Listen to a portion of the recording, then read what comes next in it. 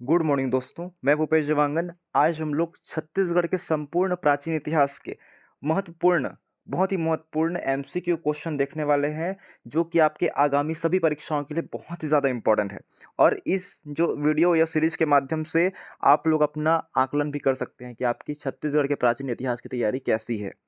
Revise भी कर लेंगे यहाँ से, ठीक है ना। तो हम लोग बात करेंगे, हर ऑप्शन पे हम लोग एनालाइज भी करेंगे, ठीक है, जिससे आपकी तैयारी अच्छे से हो जाएगी। चलिए, यहाँ से रिवाइज भी हो जाएगा। तो चलिए शुरू करते हैं। फर्स्ट क्वेश्चन है इसमें, प्राग ऐतिहासिक काल से ऐतिहासिक काल तक के शैलचित्र किस स्थान पर स्थित है। कि प्राग ऐतिहासिक काल से ऐतिहासिक काल तक मतलब पुराने काल से नए काल तक, ठीक, किस स्थान पर ऐसा शैल चित्र स्थित है। शैल चित्र मतलब क्या होता है? शैल मतलब चट्टान या पत्थर में जो चित्र प्राप्त होता है, उसी को हम लोग क्या बोलते हैं? शैल चित्र बोलते हैं, ठीक है। चलिए, तो इसका फर्स्ट ऑप्शन है धनपुर, सेकंड ऑप्शन है सिंघनपुर, और थर्ड ऑप्शन है रामगढ़, और फोर्थ ऑप्शन है अर्जुनी। सबसे पहले आप लोग एक काम कीजिए, अगर आप लोग पढ़ चुके हैं ये वाला छत्तीसगढ़ का इतिहास, एक आध बार तो पढ़े होंगे, तो आप लोग एक कॉपी पेन निकालिए, उसमें क्या है लिखते जाइए, है ना, कि इसका आंसर ये है करके। उसके बाद मैं जस्ट इस क्वेश्चन के बाद आंसर तो बताऊंगा ही बताऊंगा, आप लोग देखते जाएंगे। 50 क्वेश्चन धीरे धीरे आपको क्या है, हर क्वेश्चन में सही गलत आप चेक करते चलेंगे, ठीक। और लास्ट में मेरे को बताइएगा कितना सही हुआ है, ठीक है। चलिए, तो इसमें फर्स्ट ऑप्शन है धनपुर, सेकंड ऑप्शन है सिंघनपुर, थर्ड ऑप्शन है रामगढ़, और फोर्थ ऑप्शन है अर्जुनी, ठीक है। तो देखिए, इसमें कौन सा आएगा? सही आंसर होगा दोस्तों सिंघनपुर होगा। क्या होगा? सिंघनपुर इसका बिल्कुल सटीक आंसर होगा, सही आंसर होगा, याद रखिएगा सिंघनपुर। अब बात करते हैं, मान लो कि सिंघनपुर कहाँ स्थित है, तो सिंघनपुर याद रखेंगे दोस्तों, सिंघनपुर आपके रायगढ़ जिला में स्थित है, ठीक है ना, रायगढ़ जिला में स्थित है। छत्तीसगढ़ में सबसे प्राचीनतम शैलाश्रय कहाँ से प्राप्त हुए हैं? रायगढ़ से ही प्राप्त हुए हैं, याद रखिएगा, बहुत ज़्यादा इंपॉर्टेंट है। और धनपुर की बात करें तो धनपुर कौन से जिला में है? छत्तीसगढ़ के एक नया जिला 2020 में बना है, गौरेला, पेंड्रा, मरवाही में। और रामगढ़ की बात करें तो रामगढ़ कौन से जिला में है? सरगुजा जिला में है दोस्तों, याद रखिएगा, कौन से जिला में? सरगुजा जिला में स्थित है, ठीक है। और अर्जुनी कहाँ स्थित है? तो अर्जुनी रायगढ़ में स्थित है, और इधर बालोद साइड भी अर्जुनी है, लेकिन इसका सही आंसर क्या होगा? सिंघनपुर होगा, ठीक है, याद रखिएगा, बहुत इंपॉर्टेंट है। चलिए हम लोग नेक्स्ट क्वेश्चन की ओर देखते हैं। तो नेक्स्ट क्वेश्चन है हमारा, सिंघनपुर गुफा चित्रों की एक विशेषता नहीं है, इसकी विशेषता कौन सी नहीं है बोल रहा है, मतलब सिंघनपुर गुफा से कौन सी चीज की प्राप्ति नहीं होती है। तो फर्स्ट ऑप्शन लिखा है गहरे रंग की चित्रकारी, सेकंड ऑप्शन लिखा है मानव आकृतियां, थर्ड ऑप्शन लिखा है शिकार चित्र, और फोर्थ ऑप्शन लिखा है गेरवे रंग की चित्रकारी। तो देखिए, अगर आप लोग अच्छे से पढ़े होंगे प्राचीन इतिहास, जो पाषाण काल है, पूर्व पाषाण काल, मध्य पाषाण काल, उत्तर पाषाण काल, नव पाषाण काल और महापाषाण काल, तो आप लोग ध्यान दिए होंगे कबरा पहाड़ से जानकारी हमको कौन सी युग की प्राप्त होती है? तो मध्य पाषाण युग की, है ना। और कबरा पहाड़ से ही क्या प्राप्त हुई है? गेरवे रंग की चित्रकारी, जो फोर्थ ऑप्शन है। तो हम लोग, हमको क्या पूछ रहा है इसमें? नहीं है, छांटना है। और सिंघनपुर गुफा कौन सा नहीं है? गेरवे रंग की चित्रकारी नहीं है, याद रखेंगे। ये जो है गेरवे रंग की चित्रकारी कबरा पहाड़ में है, ठीक है, इसलिए ये आंसर होगा। चलिए आगे देखते हैं अब। उसके बाद है 53 नंबर क्वेश्चन है, ध्यान से देखिए, कि पूर्व पाषाण काल से संबंधित स्थल है। पूर्व पाषाण काल बोल रहा है, ठीक है ना। देखिए, अर्जुनी, टेरम, ये सब नव पाषाण काल हम लोग पढ़े हैं। धनोरा भी क्या पढ़े हैं हम लोग? उधर नव पाषाण काल, महापाषाण काल पढ़े हैं। भातेवाड़ा में हम लोग मध्य पाषाण काल पढ़े हैं, लेकिन हमको क्या पूछा गया है? पूर्व पाषाण काल। तो इसका सही आंसर क्या होगा? छापा मारा, याद रखेंगे, ये भी रायगढ़ में स्थित है। पूर्व पाषाण काल से संबंधित स्थल है छापा मारा। क्लियर है? चलिए, आप लोग पॉज करके लगाते जाइएगा, मैं रुकूंगा नहीं, आप लोग रोकना होगा वीडियो को, और आप लोग, आपको टाइम चाहिए तो, ठीक है। चलिए, उसके बाद नेक्स्ट क्वेश्चन है, नवपाषाण कालीन स्थल नहीं है, कौन सी स्थल नहीं है? नवपाषाण कालीन संबंधित स्थल कौन सा नहीं है? तो चितवा डोंगरी की बात करें, चितवा डोंगरी तो है। अर्जुनी, अर्जुनी भी है, बोन टीला भी है, ठीक है। और क्या बात करें, हाँ, और एक है, देखिए, गीधा। गीधा दोस्तों याद रखिएगा, गीधा जो है पूर्व पाषाणकालीन स्थल है, पूर्व पाषाणकालीन या मध्यकालीन स्थल, लेकिन नवपाषाण तो नहीं है। तो गीधा इसका सही आंसर होगा, याद रखिएगा, ठीक है। तो बोनटीला कहाँ है? राजनांदगांव में है, ठीक है, याद रखिएगा, बहुत इंपॉर्टेंट है। उसके बाद हम लोग नेक्स्ट क्वेश्चन करते हैं। तो महापाषाण प्राप्ति स्थल है, महापाषाण कालीन प्राप्ति स्थल कौन सा है? सोरर, राजपुर कहाँ है? कोंडागांव में है। लगभग सभी को आपको याद रखना है ना, मैं एक बार पढ़ बस रहा हूँ, लिख नहीं रहा हूँ। राजपुर कहाँ है? कोंडागांव में है। बोतलदा कहाँ पढ़े हैं? इधर रायगढ़ साइड पढ़े हैं, जो छत्तीसगढ़ की सबसे लंबी गुफा है। टेमरा, ये भी रायगढ़ साइड पढ़े हैं। सोरर, चिरचारी, करीभद्र, अब तो पढ़े हैं, ये सब कहाँ है? तो बालोद में है, और बालोद में ये महापाषाणकालीन प्राप्ति स्थल है, ठीक है। चलिए आगे देखते हैं अब नेक्स्ट। महाभारत काल में छत्तीसगढ़ का नाम क्या था? ये बहुत इंपॉर्टेंट है। देखिए महाभारत काल में हम लोग पढ़े हैं, दक्षिणापथ पढ़े हैं। दक्षिणापथ में कौन सा? समुद्रगुप्त का दक्षिणापथ अभियान। समुद्रगुप्त कौन से वंश के थे? तो गुप्त वंश के थे, ठीक है, वो तो अलग हो गए। लेकिन हम लोग महाभारत काल में छत्तीसगढ़ का नाम मैं बहुत बार पढ़ाया हूँ, उसका अच्छे से आप लोग को याद रहना चाहिए, ठीक है। तो इसका सही आंसर क्या होगा? प्राक कौशल होगा, ठीक है।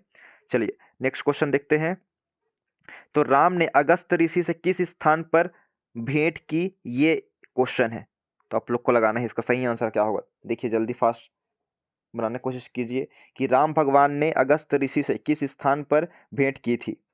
तो दोस्तों याद रखिएगा, धमतरी में भेंट की है। और इसमें से कौन सी स्थान धमतरी में है? शिवनी रैन तो जांजगीर चांपा इधर साइड है, शक्ति वाले इलाका में, ठीक है ना। राजिम कहाँ है? गरियाबंद में है। रामगढ़ सरगुजा में है। और सिहावा, सिहावा कहाँ है? धमतरी में स्थित है। तो अगस्त ऋषि का आश्रम कहाँ है? सिहावा में है। दोस्तों याद रखिएगा, बहुत इंपॉर्टेंट है। चलिए नेक्स्ट क्वेश्चन देखते हैं अब हम लोग। ताम्रध्वज द्वारा, देखिए क्या है, ताम्रध्वज द्वारा मोरध्वज का शरीर काटने की घटना का संबंध किस स्थान से है? बहुत बार पढ़ा हूं मैं, तो स्टोरी बता चुका हूं पूरा, ठीक है ना। जानते हैं ना आप लोग कि अर्जुन और कृष्ण है ना, अर्जुन बोलते हैं कि कृष्ण भगवान से कि मेरे से बड़ा भक्त आपका कोई नहीं होगा करके, कृष्ण भगवान से। तो कृष्ण भगवान बोलते हैं चलो तुमको यकीन नहीं है ना, दिखाता हूं करके। तो यहाँ आते हैं, कौन से राजा के पास आते हैं? तो याद रखिएगा दोस्तों, मोरध्वज राजा के पास आते हैं, ठीक है। और इन्होंने अपने पुत्र, इन्होंने थोड़ा सा उल्टा लिख दिया है, ताम्रध्वज का सिर काटे हैं, ठीक है ना, याद रखिएगा, बहुत इंपॉर्टेंट है। तो ये जगह कौन सा है? आरी से काटते हैं, इसलिए जगह क्या है? आरंग नाम पड़ा है, ठीक है। आरंग कहाँ है? रायपुर में स्थित है। और रायपुर को मंदिरों की नगरी के नाम से, मतलब आरंग को मंदिरों की नगरी के नाम से जाना जाता है, ठीक है, याद रखना है। तो आंसर सी है। उसके बाद देखते हैं हम लोग नेक्स्ट क्वेश्चन। महाभारत युगीन स्थल नहीं है, कौन सा महाभारत से संबंधित स्थल नहीं है? रतनपुर, राजिम, गुंजी, सिरपुर। तो कौन सी स्थल नहीं है महाभारत से संबंधित? सिरपुर में पढ़ चुके हैं हम लोग। सिरपुर में क्या था? सिरपुर का प्राचीन नाम चित्रांगतपुर था, याद है ना सबको कि भूल गए हैं जी? चित्रांगतपुर, ठीक है ना, चित्रांगतपुर। ये अर्जुन के पुत्र बब्रुवाहन की राजधानी थी, ये पढ़े हैं। महाभारत ऋषभ तीर्थ वाला में पढ़े हैं, गुंजी वाले में, ठीक है ना। रतनपुर में कुछ पढ़े हैं, ठीक है ना।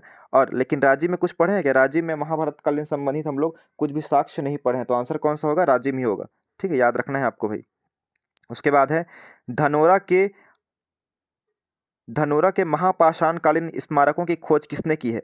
धनोरा के बोल रहा है, कहाँ के बोल रहे हैं?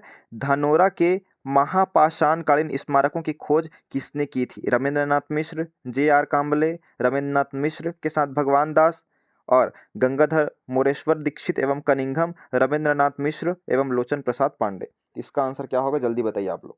तो इसका आंसर होगा दोस्तों, याद रखिएगा, ध्यान दीजिए, इसका सही आंसर होगा ए होगा। कौन सा? रविंद्रनाथ मिश्र एवं काम्बले, याद रखेंगे, धनोरा वाला। कौन? रविंद्रनाथ मिश्र, धनोरा से याद रखेंगे, रविंद्रनाथ मिश्र वाला, और काम्बले भी, ठीक है। चलिए आगे देखते हैं नेक्स्ट क्वेश्चन। तो ताम्रयुग का आवास निम्नलिखित में से किस स्थान से प्राप्त हुआ है? छत्तीसगढ़ में ताम्रयुग का आवास। तो ताम्रयुग का आवास कहाँ से प्राप्त होना चाहिए बताइए आप लोग। तो दोस्तों याद रखिएगा, ये जो है एक करीबदर का एक क्षेत्र है, कबराहट करके, ठीक है ना, उधरी से प्राप्त हुए हैं ताम्रयुग का आवास। ये इसका सही आंसर है। उसके बाद देखते हैं, महाजनपद काल में वर्तमान छत्तीसगढ़ का क्षेत्र किस जनपद में शामिल था? बताइए। महाजनपद काल में हम लोग क्या पढ़े हैं? देखिए अभी जो प्रांत होता है, प्रांत मतलब जो राज्य होता है ना, अभी कितना राज्य? 28 राज्य है। उसी प्रकार जब पहले की बात करें, है ना, बहुत पहले की बात करें इतिहास के बारे में, तो पहले राज्य नहीं था, प्रांत भी नहीं था, क्या कहलाता था? महाजनपद में डिवाइड था वो। और 16 महाजनपद था, जिसमें छत्तीसगढ़ का क्षेत्र है, वर्तमान क्षेत्र है, वो किसमें शामिल था? चेदी महाजनपद के अंतर्गत आता था। और चेदी महाजनपद की राजधानी क्या थी? हम लोग पढ़े हैं शक्तिमती, याद रखेंगे दोस्तों, बहुत इंपॉर्टेंट है शक्तिमती, ठीक है। चलिए आगे देखते हैं। तो अच्छा, इसमें दोनों दिया है क्या? ऑप्शन डी बोल रहे हैं ना, क्या ऑप्शन लिया है? ए व बी दोनों, हाँ, कौशल भी, क्योंकि दक्षिण को क्या बोला जाता था? छत्तीसगढ़ को आधा हिस्सा इसका कौशल में भी आता था, ठीक है ना, दक्षिण कौशल बोलते हैं ना छत्तीसगढ़ को, ठीक है। तो कौशल और चेदी दोनों आएगा, ठीक है, तो याद रखिएगा। उसके बाद नेक्स्ट क्वेश्चन है हमारा, देखिए, गौतम बुद्ध ने छत्तीसगढ़ के किस स्थान की यात्रा की थी? तो दोस्तों याद रखिएगा, जल्दी बताइए आप लोग, क्या होगा इसका आंसर? गौतम बुद्ध ने छत्तीसगढ़ के किस स्थान की यात्रा की है? तो सिरपुर और मल्हार दोनों की यात्रा की है दोस्तों, याद रखेंगे, सिरपुर व मल्हार। तो ऑप्शन कौन सा आएगा? ऑप्शन नंबर सी आएगा दोस्तों, ठीक है। नेक्स्ट क्वेश्चन की बात करें तो नेक्स्ट क्वेश्चन है, मौर्यकालीन आहत सिक्के कहाँ से प्राप्त हुए हैं? आंसर दिख गया होगा आप लोग को। चलिए तब भी आप लोग बताइए, मौर्यकालीन आहत सिक्के कहाँ से प्राप्त हुए हैं? आहत सिक्के मौर्यकालीन, जल्दी बताइए क्या होगा। तो हम लोग पढ़े अकल तरफ और ठठारी से आहत सिक्के, ठीक है ना। आहत से आप बता, आ से बताया था अकल तरफ और ठठारी, तो इसका सही आंसर क्या है? ठठारी होगा, ठीक है। चलिए नेक्स्ट देखते हैं हम लोग। जोगीमारा अभिलेख की लिपि कौन सी है? जोगीमारा, जोगीमारा पहाड़ी कहाँ स्थित है? तो रामगढ़ पहाड़ी में स्थित है, जहाँ क्या है, देवदत्त और सुतनुका, है ना, देवदासी सुतनुका के प्रेम गाथा का वर्णन है, ये पढ़े हम लोग। तो इसका सही आंसर क्या होगा दोस्तों? ब्राह्मी लिपि, याद रखेंगे। कौन सी लिपि में जोगीमारा गुफा जो है अभिलेख प्राप्त हुआ है? ब्राह्मी लिपि में, बहुत ज्यादा इंपॉर्टेंट है। चलिए आगे देखते हैं हम लोग। मौर्य शासक अशोक ने छत्तीसगढ़ क्षेत्र में स्तूप का निर्माण कराया था, इसकी जानकारी किससे प्राप्त होती है? देखिए जल्दी बताइए। देखिए क्वेश्चन पढ़ लीजिए कि मौर्य शासक अशोक ने छत्तीसगढ़ क्षेत्र में स्तूप का निर्माण कराया था, इसकी जानकारी किससे प्राप्त होती है? सीता बेंगरा अभिलेख से, अवदान शतक से। अवदान शतक किसकी है? तो अवदान शतक बौद्ध ग्रंथ है ना। वेनसांग की यात्रा विवरण से कि अशोक के रामगढ़ अभिलेख से। तो इसका सही आंसर क्या है दोस्तों? इसका सही आंसर होगा वेनसांग की यात्रा विवरण से हमें जानकारी प्राप्त होती है कि मौर्य सम्राट अशोक ने छत्तीसगढ़ में एक स्तूप का निर्माण कराया था, ठीक है। और वेनसांग कौन से धर्म का अनुयायी था? बौद्ध धर्म का था। छत्तीसगढ़ में वह नालंदा विश्वविद्यालय में बौद्ध धर्म की शिक्षा प्राप्त करने के लिए ही आया था, याद रखेंगे। उसके बाद है देखिए नेक्स्ट क्वेश्चन, रामगिरी पहाड़ी के मौर्यकालीन अभिलेखों का अध्ययन किसके द्वारा किया गया था? रामगिरी के पहाड़ी के मौर्यकालीन अभिलेखों का अध्ययन, इसका सही आंसर होगा दोस्तों, बताइए क्या होगा। तो सही आंसर होगा संतलाल कटारे, याद रखिएगा, संतलाल कटारे। और एक चीज बात करें तो हम लोग एक पढ़े धनोरा वाला, है ना। धनोरा खोज किसने की है? तो रमेंद्रनाथ मिश्र। और एक क्या पढ़े हैं? कांबले पढ़े हैं।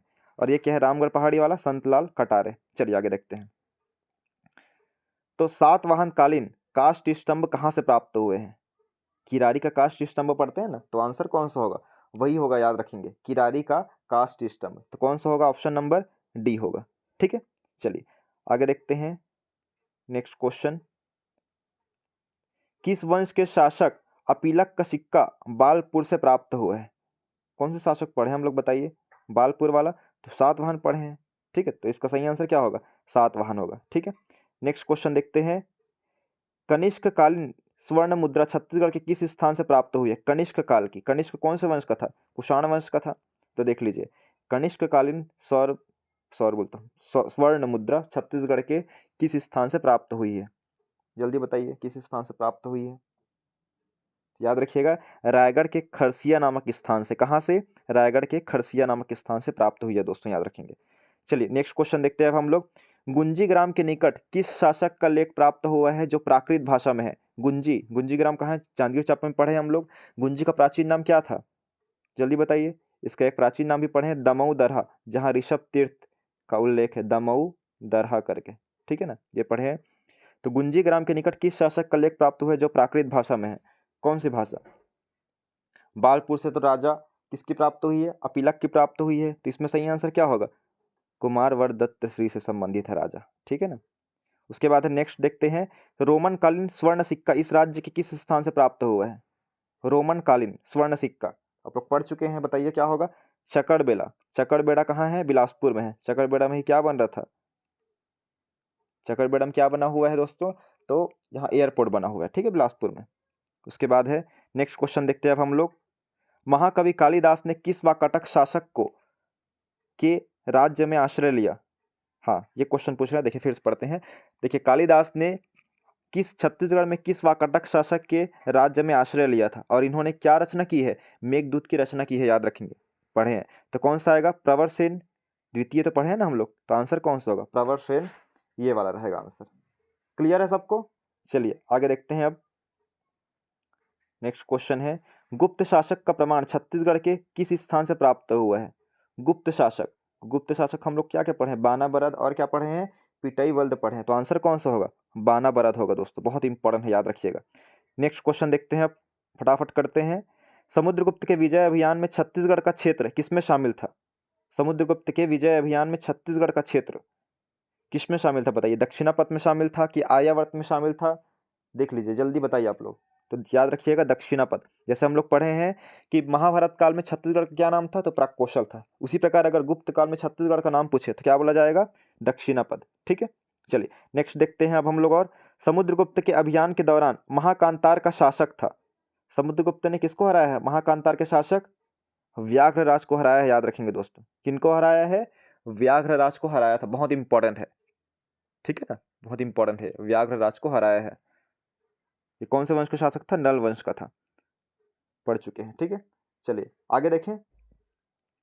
ठीक, किस स्थान पर समुद्रगुप्त की पत्नी रूपा देवी ने कुछ समय के लिए निवास किया था, कौन सा स्थान है वो, तो क्या पढ़े हम दोस्तों, हम लोग कोपरा पढ़े हैं डायरेक्ट। क्या है, कोपरा इसका सही आंसर होगा। ठीक, चलिए समुद्रगुप्त की पत्नी, जो गुप्त शासक थे समुद्रगुप्त।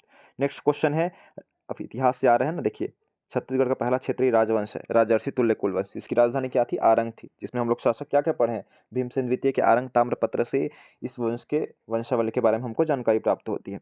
तो राजर्षि तुल्य कुलवंश के विषय में जानकारी किसके अभिलेख से मिलती है, तो भीमसेन द्वितीय का कौन सा है, आरंग ताम्रपत्र, यही तो पढ़े हैं ना आप लोग। तो क्या होगा, भीमसेन द्वितीय के आरंग ताम्रपत्र दोस्तों, याद रखिएगा, बहुत इंपॉर्टेंट है। नेक्स्ट देखते हैं, चलिए 79 नंबर, नलवंशी शासकों ने अपनी राजधानी कहाँ बनाई थी, नलवंशी शासकों ने, तो नलवंशी शासकों ने अपनी राजधानी बनाई थी दोस्तों, देख लीजिए पुष्करी कोरापुट। तो इसका सही आंसर क्या होगा, दोनों को बनाई थी, पुष्करी को भी और कोरापुट को भी। ठीक है ना, पुष्करी एक जगह कहाँ है, भोपालपट्टनम जगह में था, और कोरापुट कहाँ है, ओडिशा में है।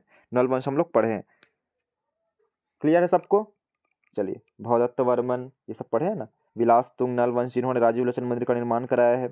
उसके बाद नल वंश से और क्वेश्चन है, नल वंश के काल के सिक्के इस राज्य के किस स्थान से प्राप्त हुए हैं, नल वंशी काल के सिक्के कहाँ से प्राप्त हुए हैं, बताइए, देख लीजिए जल्दी। तो याद रखिएगा, नल वंश हम लोग क्या क्या पढ़े हैं, एक कुलिया अभिलेख, ठीक है, और एक क्या पढ़े हैं, एडेंगा। तो क्या होगा इसका आंसर, डी होगा, ए व बी दोनों से प्राप्त हुए हैं नल वंश के। ठीक है, कुलिया व एडेंगे, एडेंगा टेक, एडेंगा है। ठीक है, उसके बाद है नलवंशी शासक नहीं था, कौन नलवंशी शासक नहीं था, चलिए बात करते हैं। सुदेवराज, भीमसेन, स्तंभराज, नंदराज, देख लीजिए।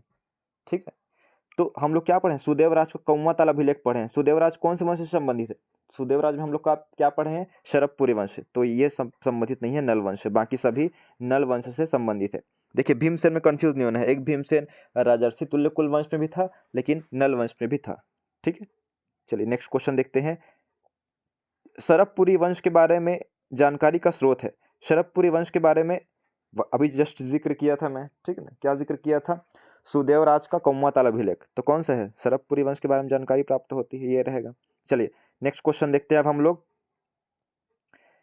किस शरभपुरी शासक ने शंख चक्र एवं गरुड़ अंकित सिक्के चलाए हैं, कौन सा शासक है छत्तीसगढ़ के, कौन से, हाँ छत्तीसगढ़ के शासक तो हैं, और एग्जैक्ट नाम भी दे दिया है कि शरभपुरी शासक ने शंख चक्र एवं गरुड़ चलाए हैं, तो कौन सा होगा, जल्दी बताइए इसका आंसर। तो याद रखिएगा दोस्तों, प्रवर राज प्रथम होगा, क्या होगा, प्रवर राज प्रथम इसका सही आंसर होगा, बहुत इंपॉर्टेंट है। चलिए नेक्स्ट क्वेश्चन देखते हैं अब हम लोग, किस किस शासक ने सबसे पहले सिरपुर को राजधानी बनाया था, सिरपुर को, तो इसका सही आंसर क्या होगा, इसका सही आंसर होगा प्रवर राज प्रथम ने ही राजधानी बनाई थी। ठीक है ना, याद रखना है, बहुत इंपॉर्टेंट है भाई। एक मिनट, इसका, हाँ इसका तो क्या होगा, प्रवरराज प्रथम होगा, एक प्रवरराज, इसमें एक बार देख लेते हैं। अच्छा इसका आंसर डी होगा ना, याद याद रखिएगा। किस शरभपुरी शासक ने शंख चक्र एवं गरुड़ अंकित चलाए हैं, तो प्रसन्न मात्रा ने। देखिए इसके बारे में हम लोग क्या पढ़े हैं, प्रसन्न मात्रा, ध्यान दीजिए एक बार। तो प्रसन्न मात्रा ने अपने नाम से एक शहर की स्थापना की है, वो कौन सा शहर है, प्रसन्नपुर। प्रसन्नपुर को क्या नाम से जाना जाता है, मल्हार नाम से जाना जाता है दोस्तों, याद रखिएगा। और मल्हार मल्हार कौन सी नदी किनारे स्थित है, लीलागढ़, लीलागढ़ या निडेला नदी, याद रखिएगा। ठीक, बहुत इंपॉर्टेंट क्वेश्चन है, लीलागढ़ या निडेला नदी। तो किस शरभपुरी शासक ने शंख चक्र एवं गरुड़ चलाए हैं, तो प्रसन्न मात्रा ने, और प्रसन्न मात्रा ने अपने ही नाम से प्रसन्नपुर शहर की स्थापना की है, जिसको वर्तमान में मल्हार के नाम से जाना जाता है। चलिए आगे देखते हैं, अब ये हो गया था, है ना, प्रवरराज प्रथम। नेक्स्ट देखते हैं अब हम लोग, निम्नलिखित में से कौन शरभपुरी शासकों का क्षेत्र नहीं रहा है, शरभपुरी शासकों का क्षेत्र कौन सा नहीं रहा है, कि उन लोग कहाँ शासन नहीं किया है इसमें से, ये बताइए फास्ट। तो इसका सही आंसर होगा दोस्तों, शरभपुरी शासक जो थे सरगुजा में शासन नहीं किए हैं, किधर नहीं किए हैं, सरगुजा में शासन नहीं किए, बाकी सभी जगह लगभग किए हैं। ठीक है, नेक्स्ट क्वेश्चन देखते हैं अब, पांडु वंश का वास्तविक संस्थापक किसे माना जाता है, पांडु वंश का वास्तविक संस्थापक बोल रहे हैं। ठीक है, तो इसका वास्तविक संस्थापक कौन होगा, जल्दी बताइए। इंद्रबल है। और आदि पुरुष किसको माना जाता है, तो उदयन को माना जाता है, पढ़ चुके हैं, ठीक है ना। और महाशिवगुप्त बाल अर्जुन पढ़े हैं, तीवरदेव उत्कर्ष काल, महाशिवगुप्त का स्वर्ण काल, ठीक है, बहुत इंपॉर्टेंट है। उसके बाद देखिए, किस पांडुवंशी शासक ने सकल कौशलाधिपति की उपाधि धारण की थी, सकल कौशलाधिपति। तो सकल कौशलाधिपति की उपाधि किसने धारण की थी, जल्दी बताइए आप लोग। तो तीवरदेव ने, याद रखेंगे, सिरपुर के पांडुवंशी शासक थे, तीवरदेव ने ये उपाधि धारण की थी। उसके बाद है, किस पांडुवंशी शासक ने खरौद की स्थापना की है, बहुत इंपॉर्टेंट है, बार बार पढ़ाया हूं मैं, खरौद की स्थापना किसने की है, और खरौद में लक्ष्मणेश्वर मंदिर के निर्माण किसने की है। तो खरौद शहर की स्थापना किसने की है दोस्तों, बताइए, सही आंसर क्या होगा। तो खरौद शहर की स्थापना भरतबल। देखिए यहाँ पे कंफ्यूज करने के लिए आप लोग सोच रहे हैं कि सर तो इंद्रबल पढ़ाए थे, इंद्रबल तो ऑप्शन ही नहीं है, तो ईशान देव को नहीं लेना है, ईशान देव को नहीं लेना है। देखिए ध्यान से समझिए, भरतबल का ही क्या नाम था, मैं बता दिया हूँ आपको, लिखवा भी दिया था, इंद्रबल नाम है, याद रखेंगे। क्या नाम है भरतबल का, इंद्रबल भी नाम है, तो इंद्रबल हम लोग जानते हैं, और इंद्रबल का ही नाम भरतबल है, तो आंसर कौन सा होगा, वही होगा। ईशान देव इनके पुत्र थे। ईशान देव ने क्या कराया है खरौद में, लक्ष्मणेश्वर मंदिर का निर्माण कराया है दोस्तों, याद रखिएगा। कौन से मंदिर का, लक्ष्मणेश्वर मंदिर का निर्माण कराया है खरौद में, जिसे कौन सा मंदिर के नाम से जाना जाता है, लाखा चाउर मंदिर। क्या जाना जाता है, लाखा, मैं बोल रहा हूँ उसको ध्यान देंगे ना, लिखने में ध्यान नहीं देंगे, लाखा चावल मंदिर के नाम से जाना जाता है। 1 लाख चावल से निर्मित ये मूर्ति है, यहाँ मंदिर, ठीक है ना, याद रखिएगा, बहुत ज्यादा इंपॉर्टेंट है ये। चलिए नेक्स्ट क्वेश्चन देखते हैं, किसके शासनकाल को छत्तीसगढ़ का स्वर्ण युग कहा जाता है, अभी मैंने जिक्र किया था, किसके शासन काल को कहा जाता है, तो महाशिवगुप्त बाल अर्जुन।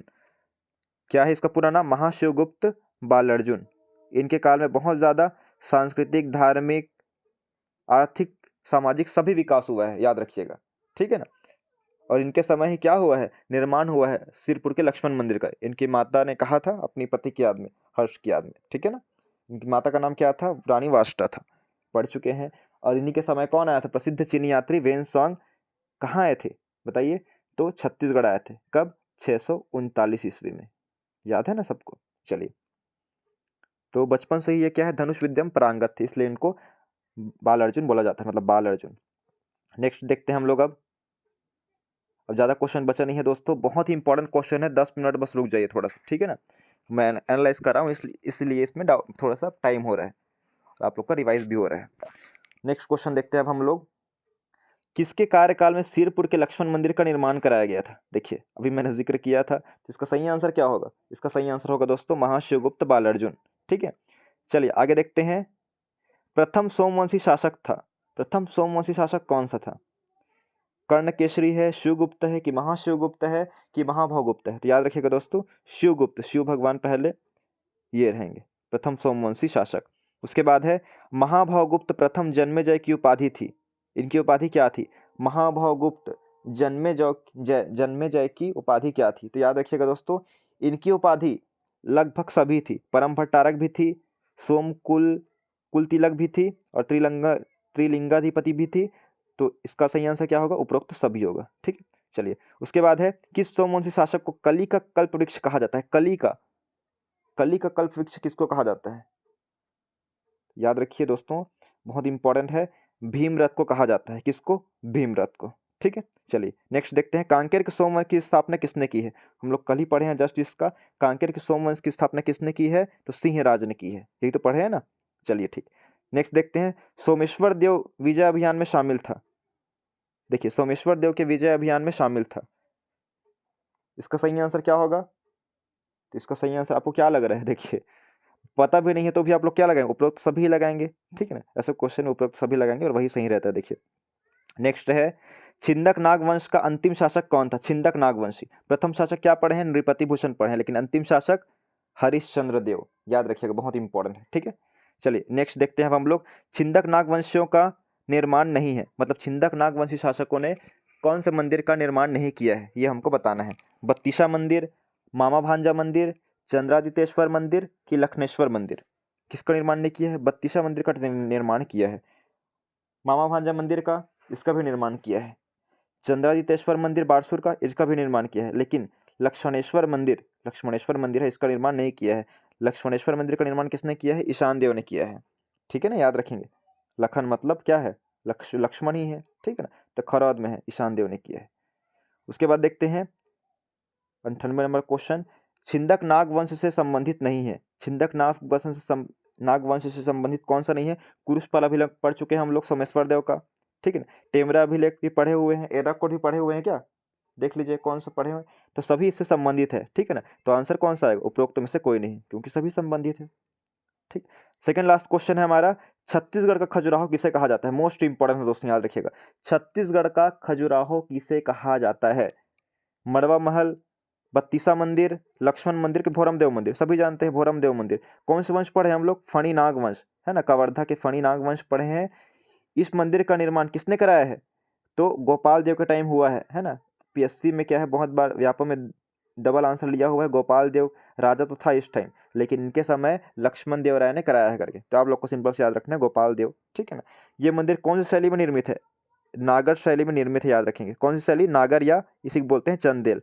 चंदेल क्यों बोलते हैं? क्योंकि जो मध्य प्रदेश में मेन जो खजुराहो मंदिर है उसका निर्माण चंदेल राजाओं ने ही कराया था। क्लियर है? चलिए लास्ट क्वेश्चन है हमारे इस सीरीज का। फणी नागवंशी शासक थे। फणी नागवंशी शासक कौन थे?